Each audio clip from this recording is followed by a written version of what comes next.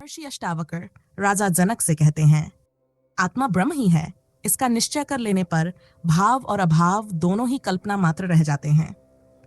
जिस योगी में कोई इच्छा ही नहीं बचती, वह क्या जानता है, क्या कहता है और क्या करता है। यह मैं हूं, यह मैं नहीं हूं, ऐसे सभी विकल्प जिनके नष्ट हो गए हैं। और जिसने यह निश्चित कर लिया है कि सब कुछ आत्मा ही है, उस योगी के लिए मौन ही स्वाभाविक अवस्था बन जाती है। जिस योगी के भीतर पूर्ण शांति स्थापित हो जाती है, उसमें ना चंचलता रहती है, ना एकाग्रता का प्रयास, ना अत्यधिक ज्ञान का अहंकार, ना मूर्ता, ना सुख का स्पर्श, ना दुख का बोझ। जो योगी अपने स्वाभाविक निर्विकल्प स्वरूप में स्थित है, उसके लिए राज्य में रहना और भिक्षावृत्ति में रहना समान है, लाभ हानि समान है। जन समाज और वन एकांत में भी कोई भेद नहीं रहता। उस मुक्त योगी के लिए कहाँ धर्म, कहाँ काम, कहाँ अर्थ और कहाँ विवेक, यह किया, यह नहीं किया, ऐसे सभी द्वंद्व समाप्त हो जाते हैं। उस जीवन मुक्त योगी के लिए कोई कर्तव्य शेष नहीं रहता, ना हृदय में किसी प्रकार का रंग राग।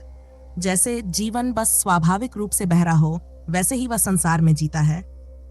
व्याख्या शुरू करने से पहले एक महत्वपूर्ण सूचना है आप सभी के लिए। यदि आप लाओ त्से के प्रत्येक सूत्र को गहराई से पढ़ना चाहते हैं, तो हमारी नई ई बुक खरीद सकते हैं। लिंक नीचे डिस्क्रिप्शन और कमेंट बॉक्स में उपलब्ध है। चलिए अब इन सूत्रों को गहराई से समझते हैं। महर्षि कहते हैं, जो जान लेता है कि आत्मा ही ब्रह्म है, वह यह भी समझ लेता है कि भाव और अभाव, होना और ना होना सब मन की ही कल्पनाएं हैं। इस निश्चय के साथ जो निष्काम होता है, वह क्या जाने, क्या कहे और क्या करे, क्योंकि उसके भीतर करने, जानने, कहने का केंद्र ही विलीन हो चुका होता है। लेकिन यह निश्चय कैसे आता है? किसी और के कहने से, किसी पुस्तक के शब्दों से, किसी गुरु की बात से आने वाला विश्वास कभी निश्चय नहीं बनता। जो उधार का हो, वह भीतर तक नहीं उतरता। विश्वास के पीछे हमेशा एक छिपा हुआ संदेह खड़ा रहता है, और यही विश्वास पाखंड को जन्म देता है। यही जीवन में एक रसता को तोड़ देता है। शब्द कुछ और कहते हैं, जीवन कुछ और जीता है, और जहां एक रास्ता नहीं, वहां संगीत नहीं हो सकता। अगर भीतर के तार अलग अलग दिशाओं में खिंचे हों, तो लय कैसे बनेगी? निश्चय तभी होता है जब अनुभव होता है। अनुभव में संदेह नहीं होता, क्योंकि अनुभव प्रत्यक्ष है। जैसे आग में हाथ डालो तो जल जाने पर तर्क नहीं कर सकते, वैसे ही अनुभव भी बिना बहस के भीतर उतर जाता है। बहुत लोग कहते हैं हमें दृढ़ विश्वास है, लेकिन दृढ़ शब्द ही दिखा देता है कि भीतर संदेह कितना मजबूत है। जितना संदेह, उतना ही विश्वास पर जोर। इसीलिए आस्तिक और नास्तिक में वास्तविक फर्क नहीं दिखता। एक मंदिर जाता है, एक नहीं जाता, लेकिन जीवन की गहराई में दोनों समान ही हैं, क्योंकि दोनों को सच्चा अनुभव नहीं और सच्ची श्रद्धा केवल अनुभव से आती है। यही बात श्री रामकृष्ण की कहानी से समझो। केशवचंद्र विवाद करने आए थे। उन्होंने कहा, मुझे ईश्वर पर भरोसा नहीं और आज मैं आपको गलत सिद्ध करके रहूंगा। रामकृष्ण मुस्कुराए और बोले, तुम मुझे हरा नहीं पाओगे, क्योंकि मेरे पास कोई तर्क नहीं, मेरे पास बस अनुभव है। शायद तर्क का उत्तर मैं ना दे पाऊं, लेकिन तुम मेरे अनुभव को समझ नहीं सकते। जब केशवचंद्र तीखे तर्क प्रस्तुत करते, रामकृष्ण उठकर उन्हें गले लगा लेते। भीड़ हैरान रह जाती, केशवचंद्र बेचैन हो जाते। केशवचंद्र ने कहा, मैं आपके विरुद्ध बातें कर रहा हूं और आप फिर भी मुझे गले लगा रहे हैं। श्री रामकृष्ण ने जवाब दिया, तुम कह रहे हो मैं विपरीत बोल रहा हूं, लेकिन तुम्हें देखकर मुझे ईश्वर और स्पष्ट दिख रहा है। तुम्हारी बुद्धि, तुम्हारी प्रतिभा, क्या यह बिना परमात्मा के संभव है? जैसे फूल बताते हैं कि कहीं कोई वृक्ष है, वैसे ही तुम्हारी प्रतिभा मुझे परमात्मा का प्रमाण दे रही है। इसलिए धन्यवाद देने को उठकर तुम्हें बार बार गले लगा लेता हूं। केशवचंद्र बाद में लिखते हैं, मैं उस रात सो ना सका। मैंने जान लिया कि इस व्यक्ति को कुछ तो दिखा है, कुछ जाना हुआ है, जिसे कोई तर्क हिला नहीं सकता। उसके पास आंख है, मेरे पास केवल विचार हैं। विचार भूख नहीं मिटाते, तर्क प्यास नहीं बुझाते। मुझे उसके चरणों में बैठना होगा, वही सीखना होगा। यही है निश्चित जानना, विश्वास नहीं, अनुभव। और जो उधार के विश्वास को पकड़े रहता है, वह उस अनुभव तक पहुंच ही नहीं सकता। इसलिए उधार छोड़ो, सारे विश्वास टूट जाएं, तब भी मत घबराओ। शून्य में रहो, यहीं से नया स्वर उठता है, यहीं से अनुभव जन्म लेता है। और जब अनुभव होता है, तभी जाना जाता है, आत्मा ही ब्रह्म है। जब बूंद सागर में गिरती है, तभी समझती है कि वह सागर ही थी। जब तुम मिटते हो तभी ब्रह्म प्रकट होता है, लेकिन इस निश्चित रूप से जानने के लिए शास्त्रों में मत जाओ, शून्य में जाओ, शब्दों में मत उलझो, निशब्द में उतर जाओ, विचारों के तर्क जाल में मत अटकना, मौन में जाना, क्योंकि मौन ही द्वार है। रोज कुछ क्षणों के लिए बिल्कुल चुप हो जाओ। जब तुम्हारे भीतर कोई बोलने वाला ना बचेगा, तब जो भीतर गूंजेगा वही ब्रह्म है। जब तुम्हें अपने भीतर सिर्फ सन्नाटा मिले, ऐसा सन्नाटा जिसकी कोई शुरुआत नहीं, कोई अंत नहीं, उसी सन्नाटे में पहली बार परमात्मा की उपस्थित महसूस होती है। वह पास से भी पास है, लेकिन जब तक तुम विचारों से भरे हो, वह दूर से भी दूर लगता है। उपनिषद कहते हैं, परमात्मा दूर से भी दूर और पास से भी पास है।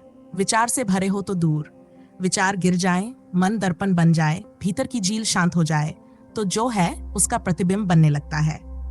महर्षि आगे कहते हैं, आत्मा ब्रह्म है और भाव अभाव दोनों ही कल्पित थे। तुमने अगर सोचा कि यह है और यह नहीं है, तो ये दोनों ही सपने थे। भाव भी कल्पना, अभाव भी कल्पना, सिर्फ दृष्टा ही सत्य है। और जैसे ही तुम शांत होते हो, यह प्रकट होता है कि मैं नहीं हूं, बस ब्रह्म ही है। क्योंकि साक्षी एक है, मेरा साक्षी, तुम्हारा साक्षी दो नहीं। हमारे सपने अलग अलग होंगे, लेकिन देखने वाला एक ही होगा। शब्द आते ही भेद आता है, विचार आते ही दूरी आती है, पहचाने आते ही संघर्ष आता है। तुमने कहा मैं हिंदू, उसने कहा मैं मुस्लिम, तो भेद उठ खड़ा हुआ। तुमने कहा बाइबल, उसने कहा कुरान, तो विवाद शुरू हो गया। जहां विवाद है वहां दो हैं, जहां चुप्पी है वहां एक ही है। साक्षी में दो रह ही नहीं सकते, वहां सब एक हो जाते हैं। और तुमने जो मान रखा है कि यह है या यह नहीं है, ये दोनों ही तुम्हारी कल्पना है। तुम सत्य हो, तुम्हारा होना सत्य है, बाकी सब कल्पना का जाल है। अष्टावक को सुनकर यदि इसे मान लोगे तो निश्चित ज्ञान नहीं होगा, इसे प्रयोग करोगे तो निश्चित ज्ञान हो जाएगा। धर्म उतना ही प्रयोगात्मक है जितना विज्ञान। अंतर सिर्फ इतना है कि विज्ञान की प्रयोगशाला बाहर है, धर्म की प्रयोगशाला भीतर। विज्ञान दूसरे पर प्रयोग करता है, धर्म स्वयं पर। और अगर तुमने बिना प्रयोग किए जानकारियां इकट्ठी कर ली, तो वे कूड़े की तरह तुम्हें सिर्फ बोझिल करेंगी। जानकारी निश्चित ज्ञान का भ्रम दे सकती है, लेकिन मूर्ता नहीं मिटा पाएगी। महर्षि आगे कहते हैं, यह निश्चय पूर्वक जान लेने वाला निष्काम पुरुष क्या जानता है, क्या कहता है और क्या करता है। यह वचन बहुत अनूठा है।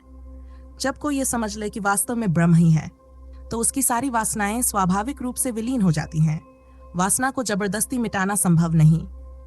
लोगों को अक्सर समझाया गया है कि पहले वासना मिटेगी तब ब्रह्म मिलेगा, लेकिन सत्य उल्टा है। जब ब्रह्म का बोध होता है तभी वासना समाप्त होती है। तुम हो तो वासना भी है, तुम ही स्रोत हो वासनाओं की तरंगों के। इसलिए तुम कुछ भी चाहो, धन, सुख, सफलता, आध्यात्मिक उपलब्धियां, मोक्ष, स्वर्ग, सब वासना ही है। वासना बस रूप बदल लेती है, पर रहती वही है। यहां तक कि मैं ब्रह्म को जानूं, यह भी वासना है। तुम्हें कहा जाता है कि वासना खो दो, लेकिन वासना खोने की कोशिश ही नई वासना बन जाती है। तुम सीधे सीधे वासना नहीं खो सकते, लेकिन विचार खो सकते हो। और जब विचार गिरते हैं तो मैं गिरता है। जैसे बांस ही ना रहे तो बांसुरी कैसे बजेगी। अहंकार चलने में जीवित है, दौड़ने में, महत्वाकांक्षा में, भाग दौड़ में। वह बैठते ही टूट जाता है। जब तुम शांत हो जाते हो, मौन में बैठ जाते हो, विचार रुक जाते हैं, तब वासना भी समाप्त हो जाती है।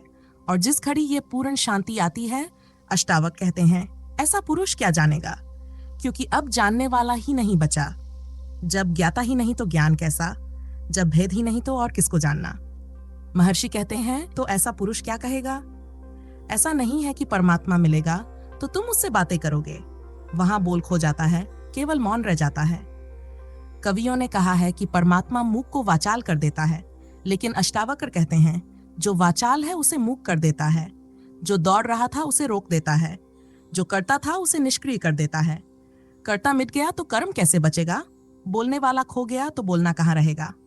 जब मैं गिर जाता है तो सब गिर जाता है।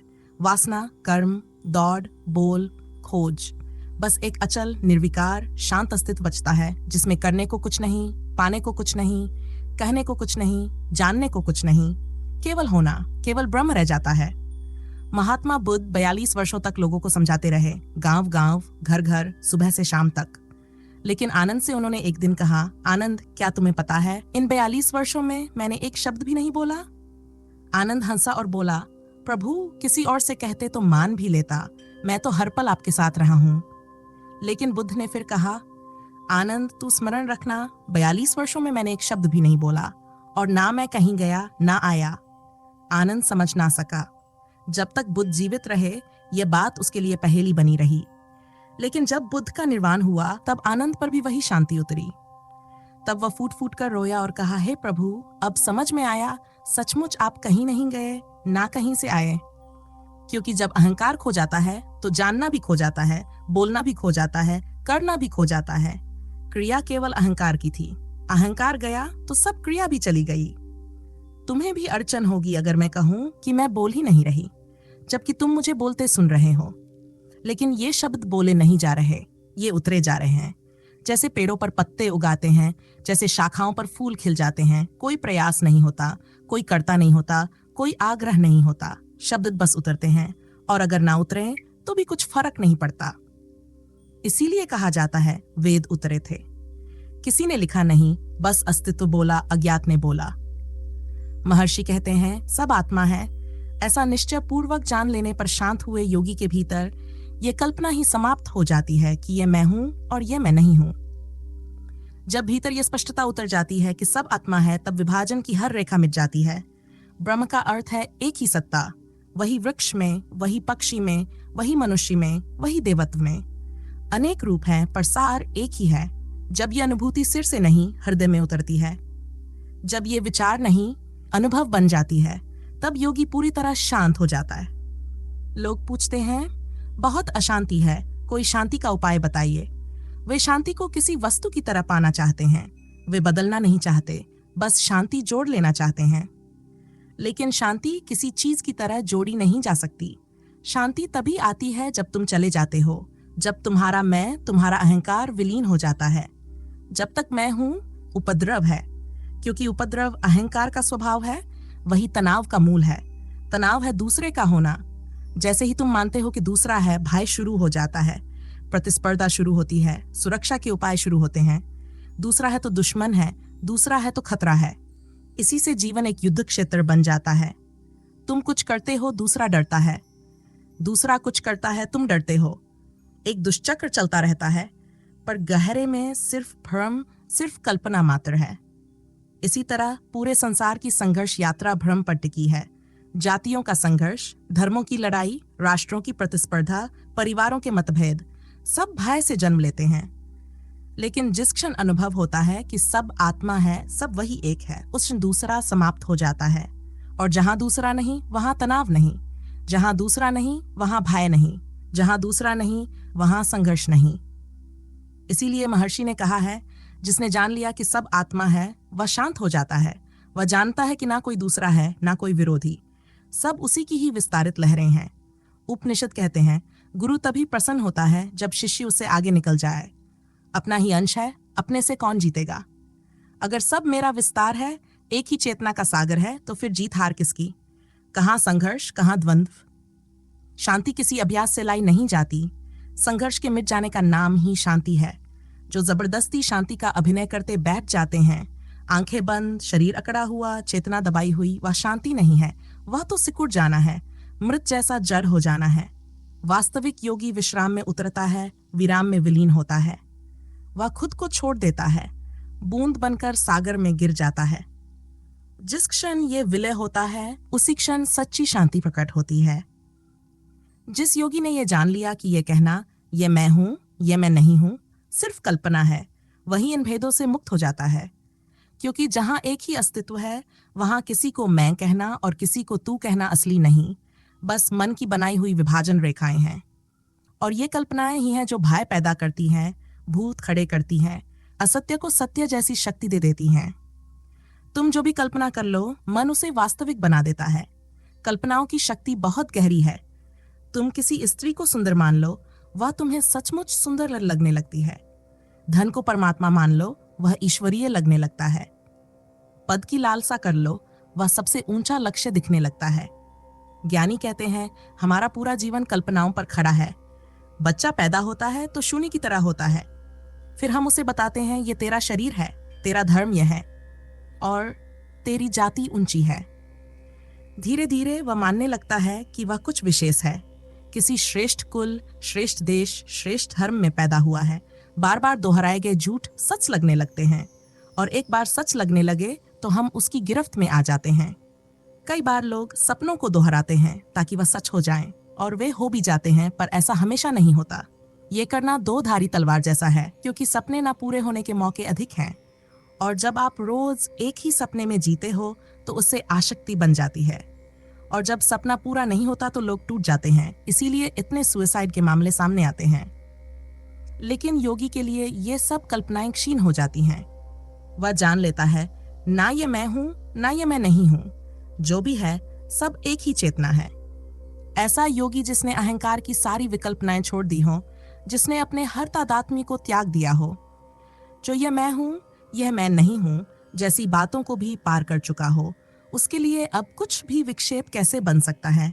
तुम कहते हो, मैं ध्यान करने बैठा था, बच्चे ने रोना शुरू कर दिया और ध्यान भंग हो गया। यह ध्यान नहीं है, क्योंकि जो भंग हो जाए वह ध्यान हो ही नहीं सकता। यह तो जबरदस्ती बैठाया गया मन था, थोड़ी सी चोट लगी और टूट गया। ध्यान तो शून्य की अवस्था है। यदि तुम उपशांत होकर बैठे हो तो बर्तन की आवाज भी सुनाई पड़ेगी, बच्चा रो भी देगा, फोन भी बजेगा, लेकिन कोई प्रतिक्रिया नहीं उठेगी। आवाज गूंजेगी और विलीन हो जाएगी। तुम्हारा शून्य अडोल रहेगा, क्योंकि चोट अहंकार को लगती है। इसीलिए महर्षि का यह वचन अनूठा है कि ना कोई विक्षेप है, ना कोई एकाग्रता। तुमने ध्यान को एकाग्रता समझ लिया है, और जितनी एकाग्रता उतना ही विक्षेप का डर। ध्यान एकाग्रता नहीं है, ध्यान जागरूकता है। कुत्ता भौंका, सुनाई पड़ा, घंटी बजी, सुनाई पड़ी, पर भीतर कोई विचार ना उठा कि कुत्ते क्यों भौंक रहे हैं। विक्षेप आवाज से नहीं होता, विक्षेप प्रतिक्रिया से होता है। सहज स्वीकृति ही ध्यान है। हवाई जहाज भी चलेंगे, ट्रेन भी गुजरेगी, बच्चे भी रोएंगे, दुनिया अपनी तरह चलती रहेगी। ध्यान इसका विपरीत नहीं है। ध्यान इनके बीच तुम्हारे भीतर की प्रतिक्रिया शून्यता है। एक अमेरिकी मनोवैज्ञानिक विपस्सना सीखने बर्मा आया। उसके मन में कल्पना थी कि आश्रम किसी शांत पहाड़, बहते झरनों और फूलों के बीच होगा, पर टैक्सी उसे रंगून के मछली बाजार में ले आई, जहां शोर था, मछलियों की गंध थी। उसने सोचा, गलत जगह फंस गया। लेकिन भिक्षु वहीं ध्यान कर रहे थे। शोरगुल के बीच भी उनके चेहरे पर गहरी शांति थी। उसने गुरु से पूछा, यह कैसा बेहुदा आश्रम है? गुरु ने कहा, तुम अभी रुको, 3 सप्ताह बाद बात करेंगे। 1 सप्ताह में उसे लगा यह शोर अब बाधा नहीं रहा। दूसरे सप्ताह मानो वह भीतर किसी और लोक में उतर गया हो। तीसरे सप्ताह उसे वहीं का शोर ध्यान की पृष्ठभूमि लगा। उसने गुरु से क्षमा मांगी। गुरु ने कहा, इसीलिए आश्रम यहीं बनाया है। विपस्सना का रहस्य यही है, जहां बाधा हो वहां भी प्रतिक्रिया शून्य रहे। जब चित्त प्रतिक्रिया ना करे तभी वह उपशांत होता है, और उपशांति ही तो ध्यान है। महर्षि आगे कहते हैं, जिस योगी का स्वभाव निर्विकल्प हो जाता है, उसके लिए राज्य में बैठना और भिक्षा में रहना, लाभ में होना या हानि में होना, जन समाज में रहना या वन में बैठना, इन सब बातों में कोई फर्क नहीं रहता। ऐसा उपशांत समस्थानित मन किसी स्थिति से विचलित नहीं होता। जब तुम भीतर ठहर जाओ तब बाहर की स्थितियां तुम्हें हिलाती नहीं। राजा हो तो भी वह सम्राट की भव्यता में पूर्ण लीन नहीं हुआ, क्योंकि वह कभी किसी क्षण सिंहासन छोड़कर चला भी जा सकता है। भिक्षु हो तो भी उसमें सम्राट सा गौरव चमकता है। भिक्षु और सम्राट के बीच का भेद ही धुंधला हो जाता है। भीड़ में बैठा हुआ वह अकेला नहीं लगता, और जंगल में बैठा वह अकेला नहीं होता, क्योंकि अब वह भीतर एक ही स्थान पर ठहर चुका है, जहां से कोई चीज उसे कपा ना सके। उसके भीतर कोई चुनाव नहीं चलता, हुआ तो ठीक, नहीं हुआ तो भी ठीक। उसने सारी प्रतिक्रियाएं छोड़ दी हैं। वह ना शिकायत करता है, ना तार्किक गणना करता है, ना ही किसी चीज को पाने की चेष्टा में उलझता है। वह जो घटता है उसे वैसे ही घट जाने देता है, तथाता में जीता है। यानी फल की आसक्ति से मुक्त होकर जो अस्तित्व दे उसे स्वीकार कर लेता है। पर हम और तुम किस तरह जी रहे हैं, हर पल का लेखा जोखा करते हुए? क्या किया, क्या नहीं किया, कितना कमाया, कितना खोया, यही हिसाब किताब मृत्यु तक चलता रहता है। पर निर्विकल्प योगी के लिए ये सारे प्रश्न अर्थहीन हो जाते हैं। उसने करने और ना करने का खेल ही छोड़ दिया। उस पर धर्म, अर्थ, काम और मोक्ष के नाम नहीं टिकते, क्योंकि ये सारे शब्द तो केवल उस कर्ता कल्पना से आते हैं जो अब वहां नहीं रही। जब द्वंद्व गया तब पीछे जो बचता है वह शांति है। यही शांति असली संपदा है। ना कोई प्राप्ति की चिंता, ना कोई असफलता की पीड़ा। हम लगातार अन्यथा बनने की चाह रखते हैं। 10 रुपये है तो 20 चाहिए, 20 मिल गए तो 40 चाहिए, 40 मिल गए तो 80 चाहिए। ये दौड़ कभी पूरी नहीं होती। और ये केवल धन की बात नहीं है। हम चाहते हैं हमारा चेहरा सुंदर हो जाए, हमारा चरित्र और सुंदर हो जाए, हम महात्मा बन जाएं। हम जो है उसमें राजी नहीं है। हर किसी को कुछ और बनना है, कुछ और होकर रहना है। लेकिन सच तो यह है कि जो तुम हो उसमें राजी हो जाओ, वहीं से बुद्धत्व का जन्म होता है। यही भावदशा महात्माओं की है, यही जीवन मुक्त की दशा है। बस जैसे हो वैसे ही खुद को अस्तित्व को सौंप देना है। मंसूर को जब सूली पर चढ़ाया गया, हाथ पैर काटे गए, वह आकाश की ओर देखकर मुस्कुरा रहा था। किसी ने पूछा, इतनी पीड़ा में भी हंसते कैसे हो? उसने कहा, मैं इसलिए हंस रहा हूं कि ईश्वर ने इतनी कठिन परिस्थिति दे दी, पर फिर भी मेरे भीतर शिकायत पैदा करने में असफल रहा। मृत्यु के रूप में आया है तो भी स्वीकार है, संकट आया है तो भी तेरी ही लीला है। तो आज इस वीडियो में इतना ही। आशा है आप इस सूत्र को जीवन में उपयोग करेंगे, केवल इसे बौद्धिक कृत्य नहीं बनाएंगे। फिर मिलेंगे अगली वीडियो में। धन्यवाद।